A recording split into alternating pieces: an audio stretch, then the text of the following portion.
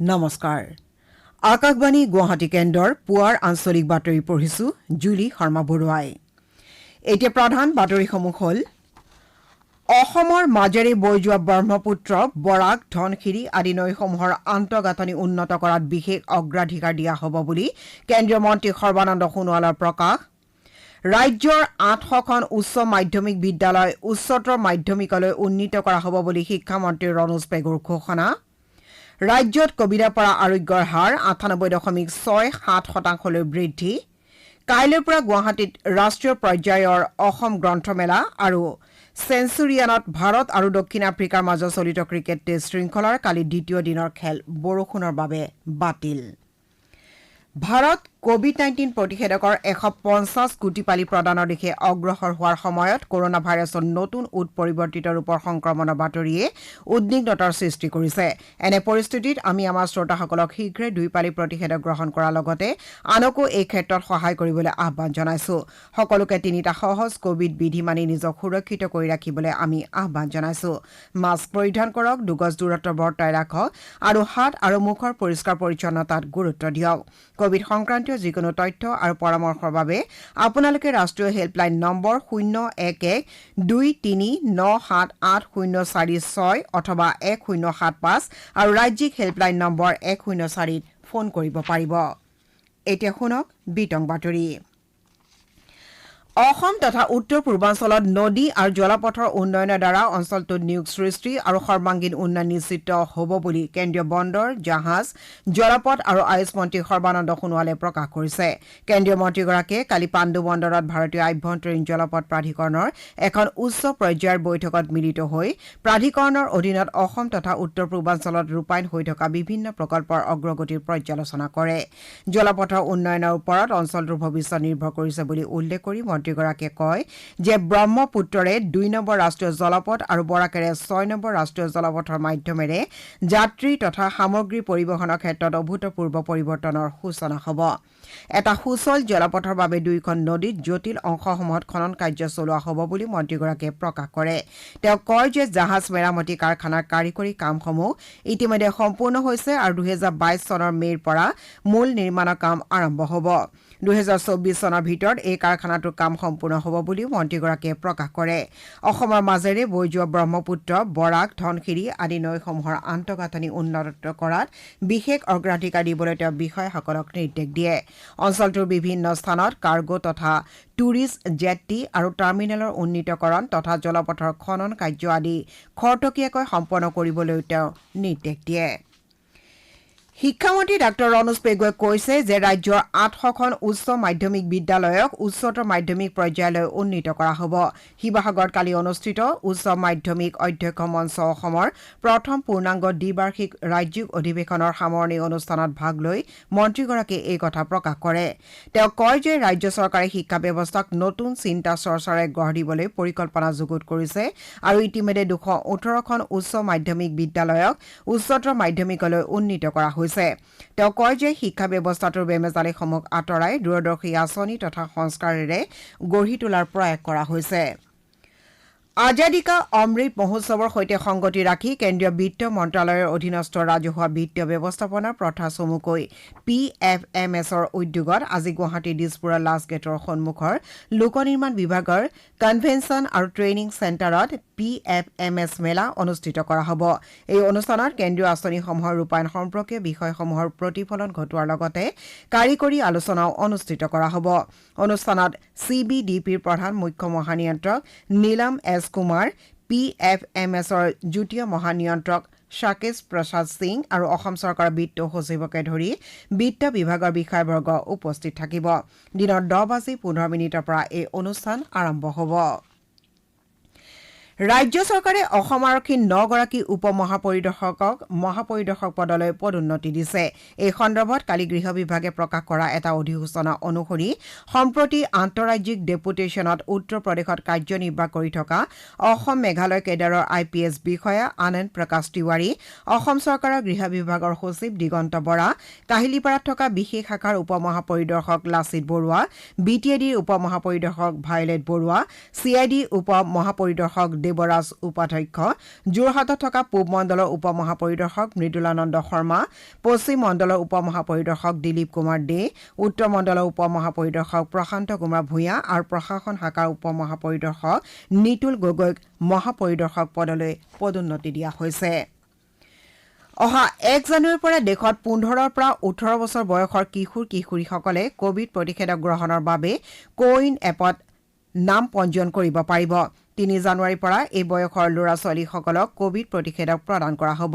CoWIN প্লেটফৰ্মৰ মুৰব্বী doctor R.S. শৰ্মাই কৈছে যে আধাৰ বা অন্য পৰিচয় পত্ৰ নথকা কিশোৰ-কিশোৰী সুবিধাৰ বাবে অতিৰিক্তভাৱে 10ম শ্ৰেণী পৰিচয় পত্ৰ পঞ্জীয়নৰ বাবে ৰখাৰ ব্যৱস্থা কৰা হৈছে। পঞ্জীয়ন প্ৰক্ৰিয়াত প্ৰতিষেধক গ্ৰহণ কৰিবলগীয়া কিশোৰ বা কিশোৰীগৰাকী কোনো জটিল ৰোগত আক্ৰান্ত নেকি সেই বিষয়ে তথ্য গ্ৰহণ কৰা হ'ব। এনে ক্ষেত্ৰত জটিল ৰোগত আক্ৰান্তসকলে চিকিৎসকৰ পৰা গ্ৰহণ কৰা প্ৰমাণ পত্ৰ প্ৰতিষেধক প্ৰদান কেন্দ্ৰত দেখুৱাব লাগিব। ডক্টৰ শৰ্মাই লগতে কয় যে 60 বছৰ ঊৰ্ধৰ কোনো লোকে 2 পালি প্ৰতিষেধক গ্ৰহণ কৰাৰ পাছতো যদি দ্বিতীয় পালিৰ প্ৰতিষেধক পোৱাৰ বাবে পঞ্জীয়ন আৰু প্ৰতিষেধক গ্ৰহণৰ মাজত 9 মাহৰো অধিক সময় ব্যৱধান থাকে তেতিয়াহ'লে তেওঁলোকে সতৰ্কতামূলক পালি গ্ৰহণৰ বাবে উপযুক্ত হ'ব। ৰাজ্যত কোভিডৰ পৰা আৰোগ্যৰ হাৰ 98.67% হৈছে। যোৱা 24 ঘণ্টাত 188 জন কোভিড ৰোগী সুস্থ হৈ উঠে। ইয়াকে লৈ ৰাজ্যত বৰ্তমানলৈকে সুস্থ হৈ উঠা লোকৰ সংখ্যা 6,11,991 হৈছে। ইয়াৰ বিপৰীতে বিগত 24 ঘণ্টাত 33,129টা নমুনা পৰীক্ষাৰ অন্তত 103 গৰাকীৰ দেহত কৰোনা ভাইৰাছৰ উপস্থিতি ধৰা পৰে। ইয়াৰে 51 গৰাকী কামৰূপ মহানগৰ জিলাৰ। ৰাজ্যত কালি সংক্ৰমণৰ হাৰ আছিল 0.31%। সম্প্ৰতি 741 জন চিকিৎসাধীন কোভিড ৰোগী আছে। কালি কোভিডত আক্ৰান্ত হৈ 2জন লোকে প্ৰাণ হেৰুৱাইছে। ইয়াকে লৈ ৰাজ্যত এতিয়ালৈকে এই ৰোগত মৃত্যু হোৱা লোকৰ সংখ্যা 6,158 হৈছে। দেশত বৰ্তমানলৈকে কোভিড প্ৰতিষেধকৰ প্ৰায় 142 কোটি 32 লাখৰো অধিক পালি প্ৰদান কৰা হৈছে। ইয়াৰ ভিতৰত 83 কোটি 80 লাখৰো অধিক প্ৰথম পালি হিচাপে আৰু 58 কোটি 58 লাখৰো অধিক দ্বিতীয় পালি হিচাপে প্ৰদান কৰা হৈছে। মণিপুৰত উত্তৰ পূৰ্বাঞ্চলৰ প্ৰথমটো অমিক্ৰণ সংক্ৰমণৰ ঘটনা পোহৰলৈ আহিছে। ৰাজ্যখনৰ স্বাস্থ্য সেৱা সঞ্চালকালয়ে জনোৱা মতে অমিক্ৰণত সংক্ৰমিত ব্যক্তিজনে যোৱা 21 ডিচেম্বৰত তাঞ্জানিয়া ভ্ৰমণ কৰি ভাৰতলৈ উভতি আহিছিল।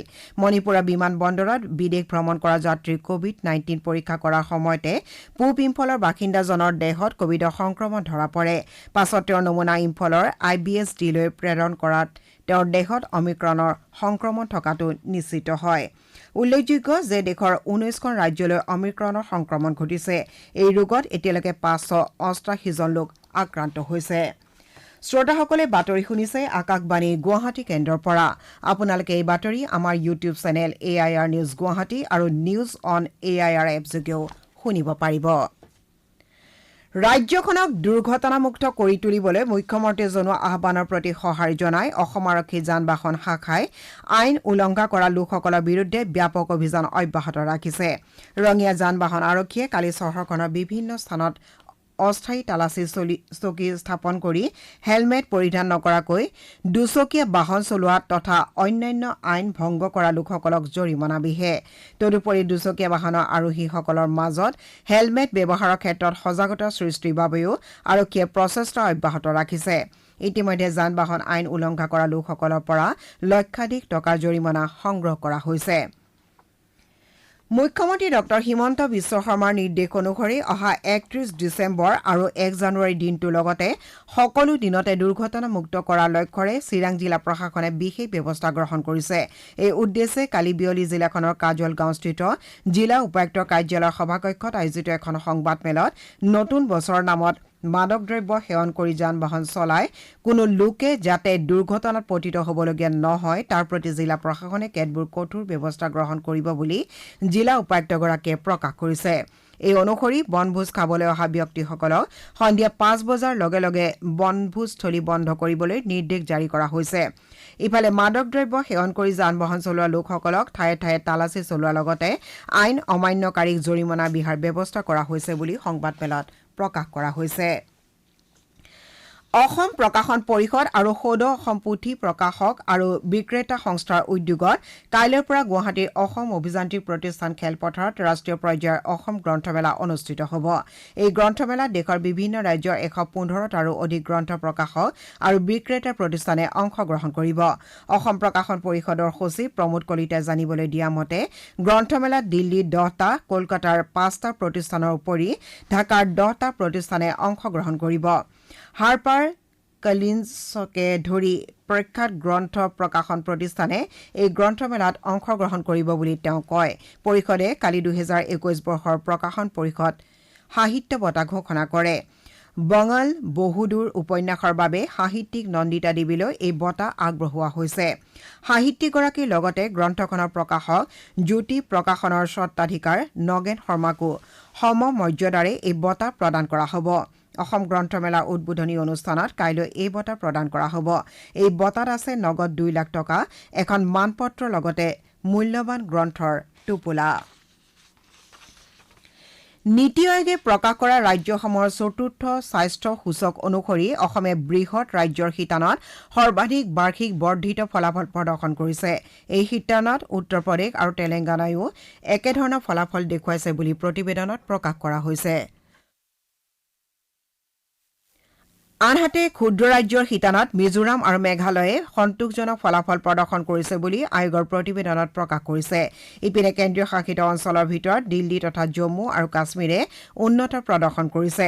উল্লেখযোগ্য যে ৰাজ্যিক স্বাস্থ্য সূচকৰ দ্বাৰা আয়োগে বাৰ্ষিক ভিত্তিত ৰাজ্য আৰু কেন্দ্ৰীয় শাসিত অঞ্চলসমূহৰ স্বাস্থ্য শিতানত হোৱা উন্নয়নৰ পৰ্যালোচনা কৰে। এই ক্ষেত্ৰত 24টা শিতানত হোৱা উন্নয়ন চালি জাৰি চাই সূচকসমূহ প্ৰদান কৰা হয়।